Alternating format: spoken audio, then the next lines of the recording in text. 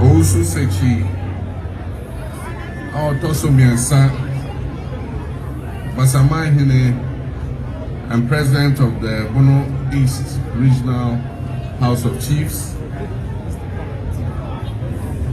Nananum, honorable members of the Council of State, National Chairman of the National Democratic Congress, Ministers of State, Members of Parliament, Metropolitan, Municipal and District Chief, Executives,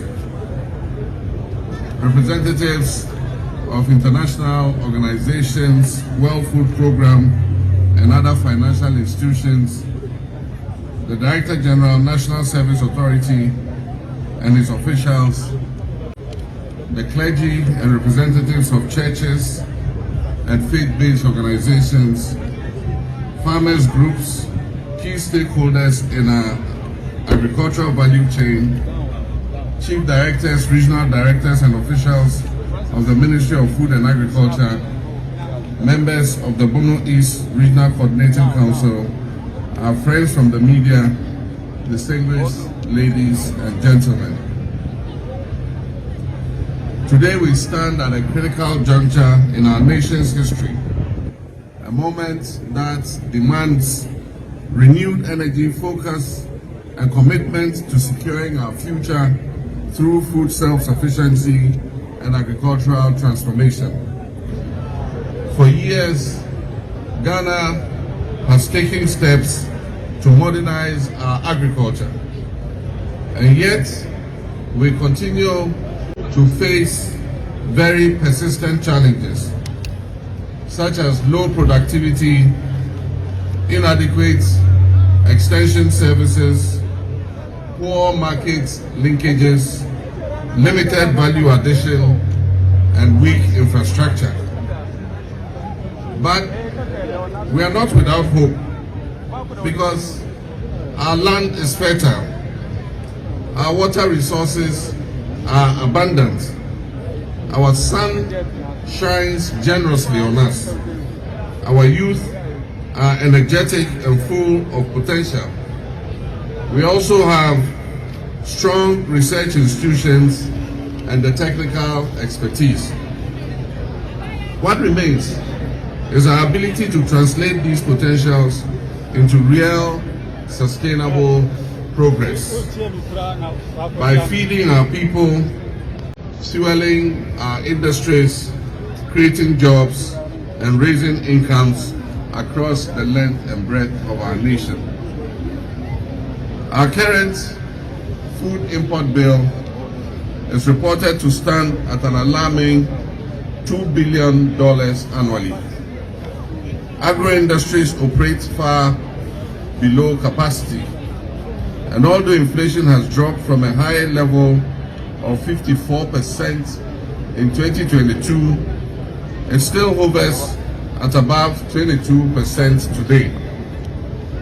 The main driver of this inflation index is the food basket, which remains worryingly high at 26%. Mr. Chairman, the time has come for bold and decisive actions. We must no longer treat agriculture as an afterthought. Agriculture must be placed at the center of our national economic transformation. In this spirit, my government is rolling out the Feed Ghana program under the broader theme of Agriculture for Economic Transformation Agenda, AETA. This is a comprehensive vision to modernize and expand agriculture, to create jobs, reduce food inflation, and strengthen food security. The Feed Ghana program is our flagship initiative. It is a strategic umbrella under which all agricultural projects and interventions will be executed.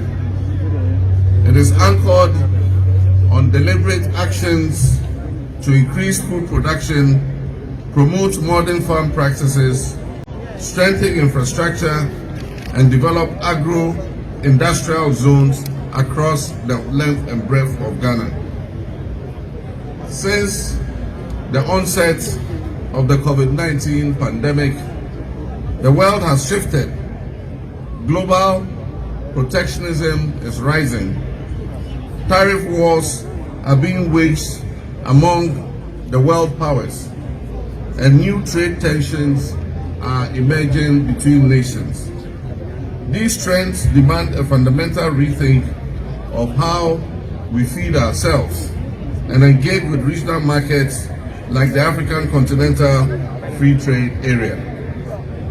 The Feed Ghana program is therefore timely. It represents a bold commitment to put our resources where our ambitions lie. And legumes, maize, rice, soya bean, and sorghum.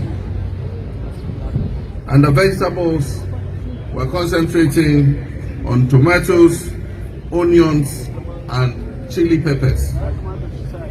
And the starchy crops, we're concentrating on cassava, plantain, and yam.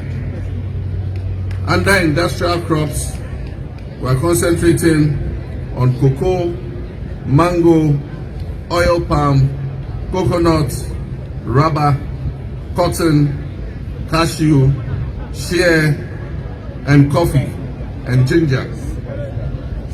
Under livestock, we're concentrating on poultry, cattle, sheep, goats, and pigs. The key interventions under the Feed Ghana program are as follows. And the first is the promotion of smart agriculture. We will establish farmer service centers nationwide to provide mechanization services, quality inputs, finance, market access, primary processing, and training for our farmers. In addition, we will create farm banks or land banks in designated irrigable zones to support young agri-entrepreneurs and enhance national food production. The second key intervention is the Grains and Legumes Development Project.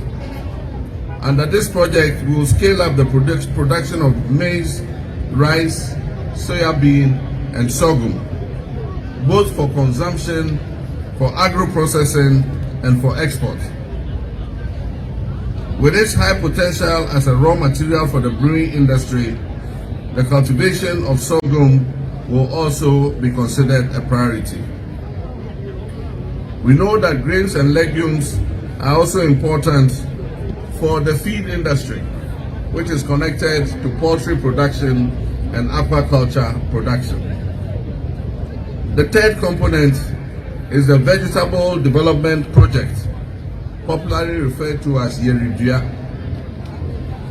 To reduce imports from neighboring countries, we'll invest in controlled environmental farming, including the use of greenhouse technologies and urban and peri-urban agriculture. We'll promote schools to grow their own vegetables. We will do backyard gardening. Everybody will be encouraged to get some land near your house or behind your house and have a garden where you grow tomatoes, garden eggs, okra, onions, and pepper.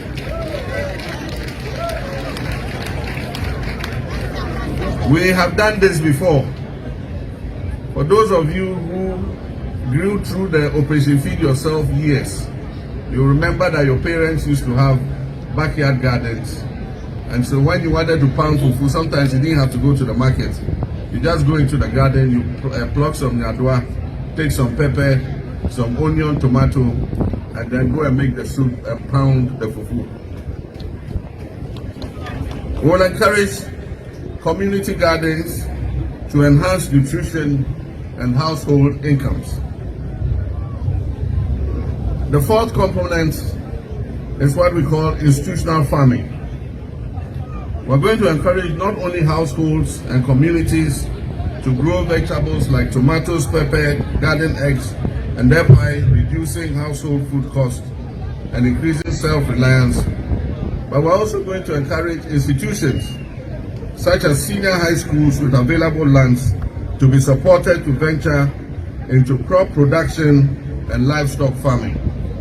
And so all our schools that have land available, you're going to use some of that land for agricultural purposes. You grow vegetables to improve the food of the students in their kitchen. You have cows, goats, sheep, so that you can provide meats for our children in school. This will complement the school feeding program and encourage students to view agriculture as a viable career. I'm pleased to note that the following institutions have already expressed their interest to participate in this initiative. Amongst them, we have the National Service Scheme, who are going to activate their national service farms so that national servicemen will be engaged in agriculture. Amongst them is the Ghana Prison Service. The Ghana Prison Service is going to activate the prison farms and use the prisoners for agricultural production. The National Youth Employment Agency is also a collaborating institution.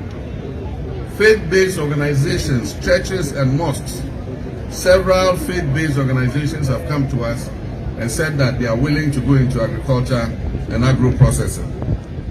Universities such as the Kwame Nkrumah University of Science and Technology and the University of Ghana have already approached the Ministry of Agriculture to participate in this institutional farming program.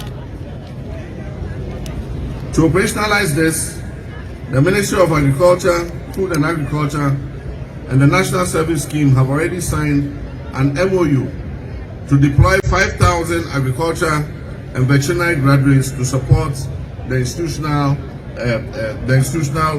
program. As vacancies arise, these graduates will be absorbed permanently into the public service, bridging the gap between research and on-farm practice. The fifth component of the Feed Ghana program is the poultry industry revitalization, which is popularly called the Kukong Kitten Kitty program.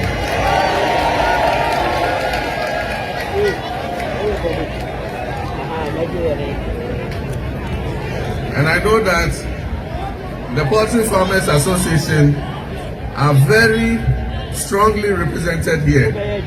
I've seen my friend Boris B and his members clapping when I said Nkukong Kitten Kitty.